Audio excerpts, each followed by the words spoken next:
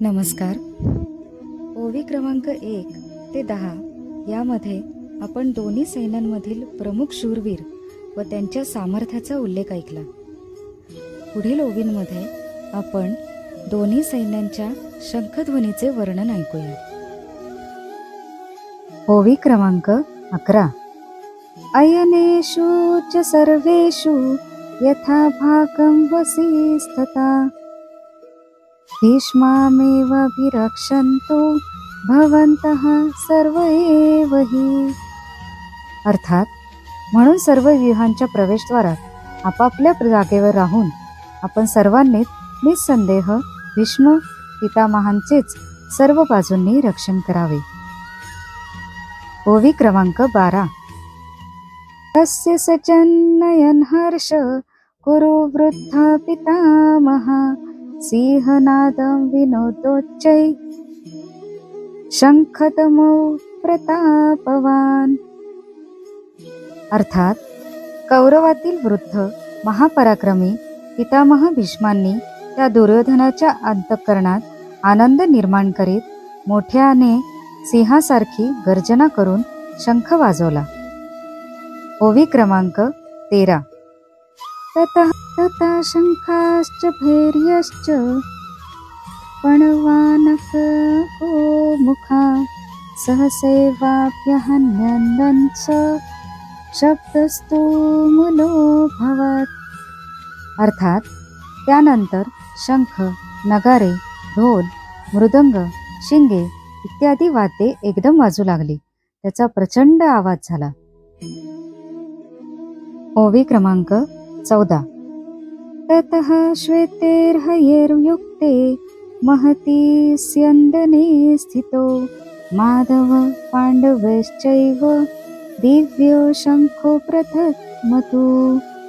अर्थात, त्यानंतर पांढरे घोडे जोडलेल्या उत्तम रथात बसलेल्या श्रीकृष्णांनी आणि अर्जुनानेही दिव्य शंख वाजवले. ओवी क्रमांक 15. पांचजन्यं ऋषिकेशो देवदत्तं धनंजया पौंड्रदत्तो महाशंखं भीमकर्मावृकोदरा.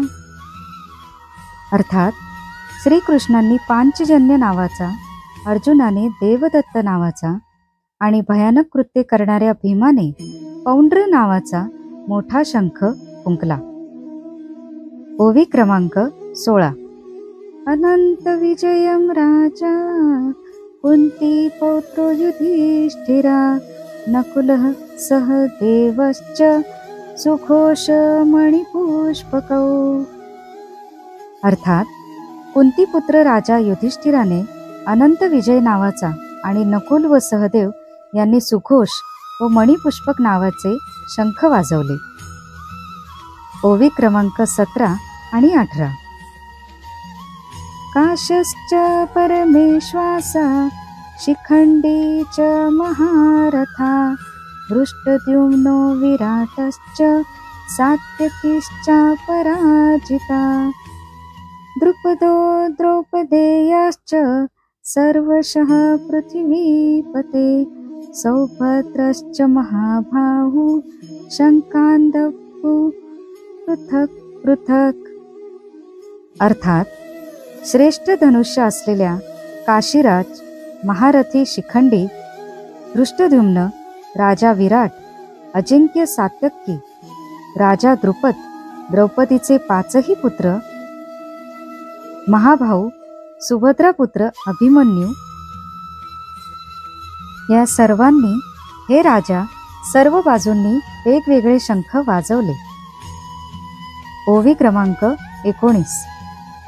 सघोषोधार्तराष्ट्राणां हृदयानि व्युदारयत् नभश्च पृथिवी चैव तुमुलो व्यनुदादयन्.